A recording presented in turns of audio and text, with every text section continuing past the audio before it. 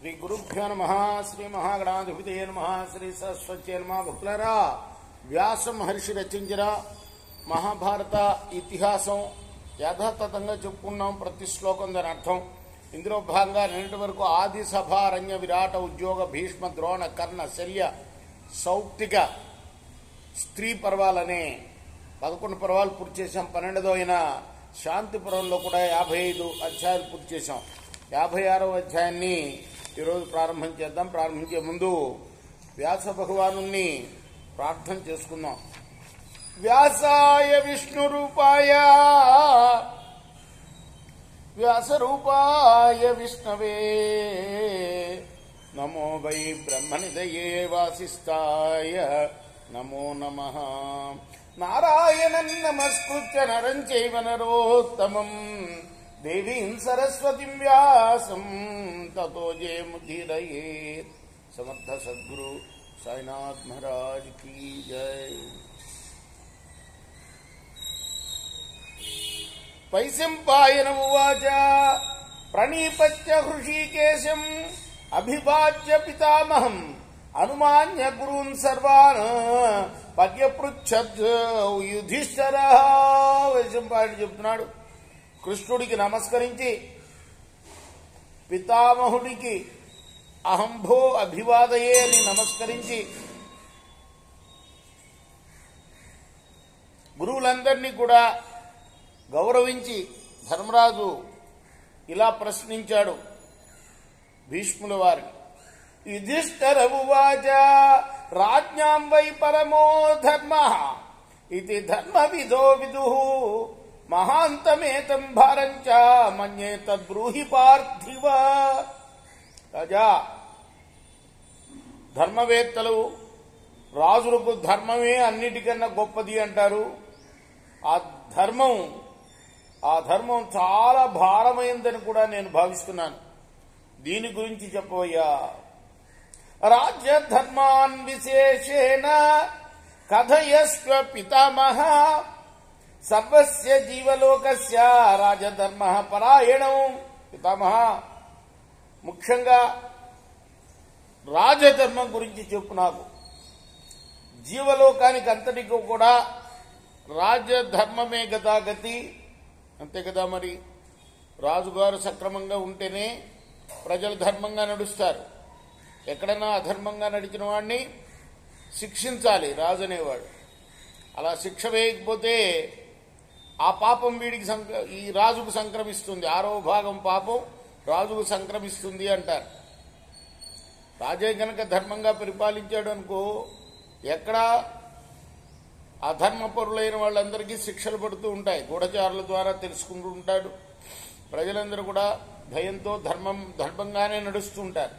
అలా ధర్మంగా వాళ్ళు నడిచినప్పుడు రాజుకు కూడా ఆ ధర్మం పాల్లో కొంత పాలు 6వ భాగం వచ్చి చేరుతుందని శాస్త్రాలన్నీ చెప్తున్నాయి. కాబట్టి రాజు అంటే పరిపాలకుడు అనేవాడు ఖచ్చితంగా ధర్మపరులుగా ఉండేటట్టుగా ప్రజలను చూడాలి. కాబట్టి రాజధర్మమే అన్నిటికీ గతి.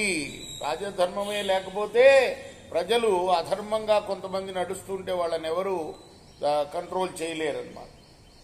రాజధర్మాన్ విశేషేణ కథయస్వ పితామహ సర్వస్య జీవలోకస్య రాజధర్మ ప్రాణం. మొత్తం జీవలోకానికి అంతరికి కూడా రాజధర్మమే మరి గతి. త్రివర్గో హి సమాసక్త రాజధర్మేషు కౌరవ మోక్షధర్మస్య విస్పృష్ట సకలోత్ర సమాహిత. రాజధర్మాల్లో ధర్మం, అర్థం, కామం అనేవి ఉన్నాయి. స్పష్టంగా మోక్ష ధర్మం అంతా కూడాను ఇందులోనే ఉన్నది. యదాకిరస్మయోస్త్యరదస్యాంకుశో యథా నరేంద్ర ధర్మో లోకస్య తథా ప్రగ్రహణం స్మృతం. ధర్మరాజు ఎవరో కాదు, సాక్షాత్తు యమధర్మరాజు యొక్క అంశ. ఆయనకి తెలియని ధర్మం లేదు. కానీ పితామహుడైన భీష్ముడి నోట వింటే ఇంకా మనకు తనకి ఏదన్నా మరి ధర్మ లోపం జరిగిందా అని పరిశీలించుకుంటానికి ఆయన అడుగుతున్నాడే తప్పితే వేరే ఉద్దేశం కాదు. పైగా ఈయన డిప్రెషన్లో ఉన్నాడు కాబట్టి ఆత్మ న్యూనత్వంలో పడిపోయాడు. అయ్యో నా బంధువులందరినీ చంపానే అని. అందువల్ల ఈయన అడగాల్సి వచ్చింది, ఆయన చెప్పాల్సి వచ్చింది అనమాట. ఈయన అడగటంలో చూడండి అన్ని ఎంత సూక్ష్మమైన మాటలు ఆయనవి. గుర్రానికి పగ్గాల్లాగా యథాగి రస్మయో అశ్వస్య జ్వరదప్యాంశుకో యథా ఏంద్ర ధర్మో లోకస్య తథాపరిగ్రహణం స్మృతం. గుర్రానికి పగ్గాల్లాగా, ఏనుక్కు అంకుశంలాగా లోకానికి ధర్మం చెప్పబడిందయ్యా. అంటే రాజధర్మం అని గురించే చెప్తున్నాడు ఈయన. ఇంతకుముందు శ్లోకంలో రాజధర్మం గురించి ప్రత్యేకంగా చెప్పమన్నాడు కదా. ఈ రాజధర్మం అనేది లోకుల్ని అంటే ప్రజల్ని సన్మార్గంలో నడిపిస్తున్నది. తత్ర చే సంప్రముహ్యేత ధర్మే రాజర్షి సేవితే లోకస్య సంస్థాన భవేత్ సర్వంచ వ్యాకులీ భవేత్. యథా రాజా తథా ప్రజ అన్నారు. అందుకోసమే రాజర్షులు ఆచరించిన ధర్మంలో రాజు ఏమాత్రం పొరపడినా లోక పరిస్థితి మిగలదు సుమా. వ్యవస్థ అంతా కూడా చెడిపోతుంది, అంతా వ్యాకులం అయిపోతుంది. ఉదయం హి యథా సూర్య నాసేచ్చ శుభం తమః రాజధర్మాస్తథా లోక్యా నిక్షిపంచ శుభాంగతిం. సూర్యుడు ఉదయిస్తూనే చీకట్లను పారదోలుతాడు. అలాగనే రాజధర్మాలు లోకాన్ని బాధించే పాపాన్ని దూరం చేస్తాయ్యా. తదగ్రే రాజధర్మాన్ని మదర్థే త్వం పితామహ ప్రబ్రూహి భరత శ్రేష్ఠ త్వం హి ధర్మభృతాంబరః. పితామహ చేత ముందుగా నా కోసం రాజధర్మాల్ని ఉపదేశించయ్యా. ధర్మాచరణం చేసేవాళ్ల అందరిలో కూడా నీవు ఉత్తముడివి కాబట్టి నీ నోట వెలువడే వాక్యాలున్నాయే అది నాకు బంగారంతో సమానమయ్యా. ఆగమశ్చ పరస్త్వత్తః సర్వేషాం నః పరం తప భవంతం హి పరం బుద్ధౌ వాసుదేవో అభిమన్యతే. అనుభవ మాకందరికీ నీ నుండే ఉత్తమ జ్ఞానం లభిస్తుంది. వాసుదేవుడు కూడా నిన్నే ఉత్తముడుగా భావించాడు ధర్మం ఉపదేశించడానికి. భీష్మ ఉవాచ. భీష్ముడు ప్రారంభించినాడు. నమో ధర్మాయ మహతే నమః కృష్ణాయ వేధసే బ్రాహ్మణేభ్యో నమస్కృత్య ధర్మాన్ వక్ష్యామి శాశ్వతాన్. చూడండి ఆయన ప్రారంభించడం ఎలా పంపించాడు. మొట్టమొదట ధర్మానికి నమస్కారం చేస్తున్నాను, ఆ తర్వాత సృష్టికర్త అయిన కృష్ణ భగవానుడికి నమస్కారం చేస్తున్నాను, ఆ తర్వాత మరి భూసురులు అంటారు భూమి మీద వెలిసిన దేవతలు అనే బ్రాహ్మణుల్ని, ఆ బ్రాహ్మణులందరికీ నమస్కారం చేసి ధర్మాలను చెప్తానయ్యా. యుధిష్ఠిరా ఓ ధర్మరాజా శృణు కార్ష్ణేన మత్తస్త్వం రాజధర్మాన్యుధిష్ఠిరః నిరుచ్యమానాన్ నియతః యచ్చాన్యదపి వాంఛసే.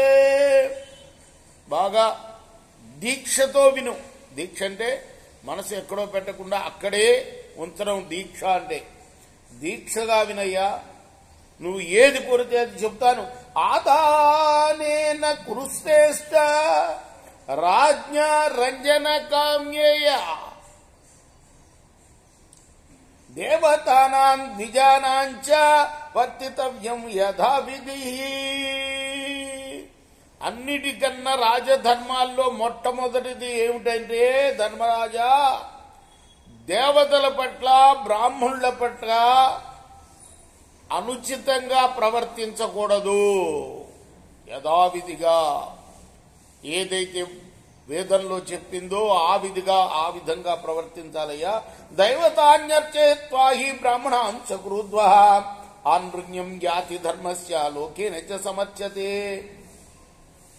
రాజు దేవతల్ని బ్రాహ్మణుని పూజించితే ధర్మ రుణం తీర్చుకున్నవాడవుతాడు. లోకమంతా అప్పుడు అతన్ని పూజిస్తుంది. ఉత్థానేన సదా పుత్ర ప్రయతేధా యుధిష్ఠిరః నత్యుత్థానమృతే దైవం రాజ్ఞామర్థం ప్రసాదయేత్. నాయన ధర్మజ, కార్యసిద్ధికి ఎప్పుడు కూడా పురుష ప్రయత్నం ఉండాలి. పురుష ప్రయత్నం లేకుండా దైవం రాజుల ప్రయోజనాలని ఏమీ తీర్చదు. సాధారణం ద్వయం హేతత్ దైవముత్థానమేవ చ పౌరుషం హి పరం మన్యే దైవం నిశ్చితముచ్యతే. మానవ ప్రయత్నము దైవము రెండు కూడా సమానంగా ఉండాలి. అందులో నా ఉద్దేశంలో రెండిటిలో మానవ ప్రయత్నమే గొప్పదని అనుకుంటానయ్యా.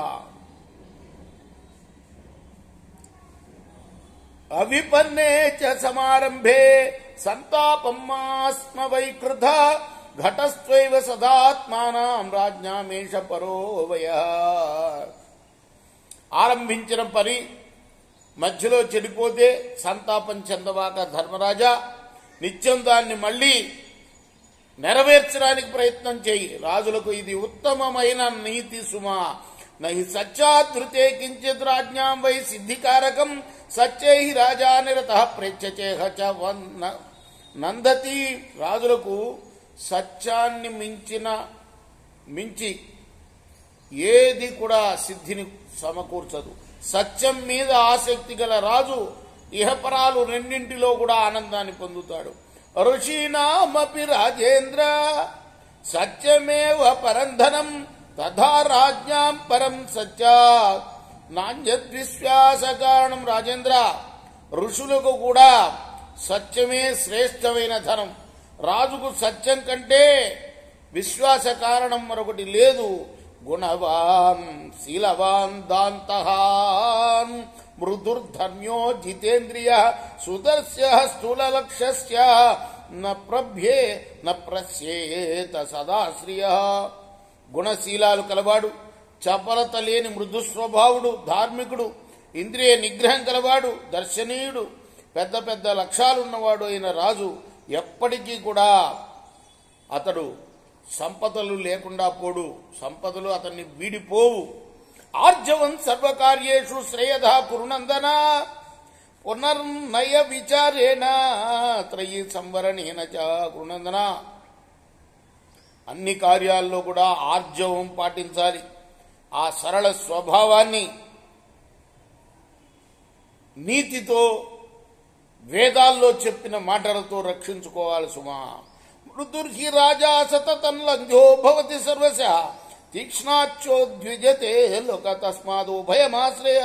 ఎల్లప్పుడూ మృదువుగా ప్రవర్తించే రాజుని అంతటా కూడాను శ్లాఘిస్తారు.